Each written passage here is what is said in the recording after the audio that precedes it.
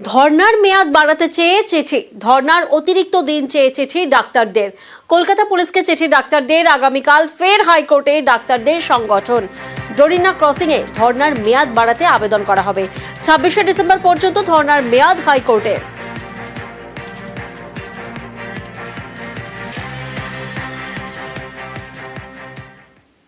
স্বরাষ্ট্রমন্ত্রী অমিত শাহ সফরের 5 দিনের মাথায় উত্তরবঙ্গে বিএসএফ এর ডিজি দলজিৎ সিং চৌধুরী আজ ইন্দো বাংলাদেশ সীমান্ত ফুলবাড়িতে দলজিতের সরেজমিনে ভ্রমণ করেন এবং বর্ডার গার্ডস বাংলাদেশের প্রতিনিধিদের সঙ্গে দেখাও করেন।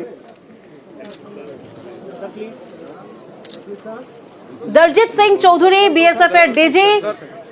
স্বরাষ্ট্রমন্ত্রী অমিত শাহ সফরের ঠিক 5 দিনের মাথায় উত্তরবঙ্গে বিএসএফ এর ডিজি দলজিৎ সিং চৌধুরী।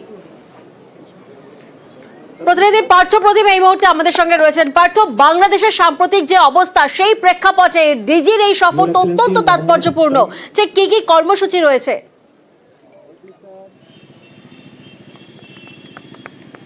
দেখো, একেবারে তাই, যথেষ্ট তাৎপর্যপূর্ণ কিন্তু ডিজির এই সফর। কারণ আমরা জানি গত 20শে ডিসেম্বর স্বরাষ্ট্রমন্ত্রী এসেছিলেন এসএসবি একটি অনুষ্ঠানে, আর ঠিক 5 দিনের মাথায় আজ কিন্তু বিএসএফ এর ডিজি এলেন উত্তরবঙ্গে শিলিগুড়ি লাগোয়া ভারত বাংলাদেশ সীমান্ত ফুলবাড়িতে তিনি আসেন এবং সেই কিন্তু প্রথমে তিনি বিএসএফ এর উত্তরবঙ্গের আইজি এডিজি এক দফায় কিন্তু প্রশাসনিক বৈঠকও তিনি সারেন।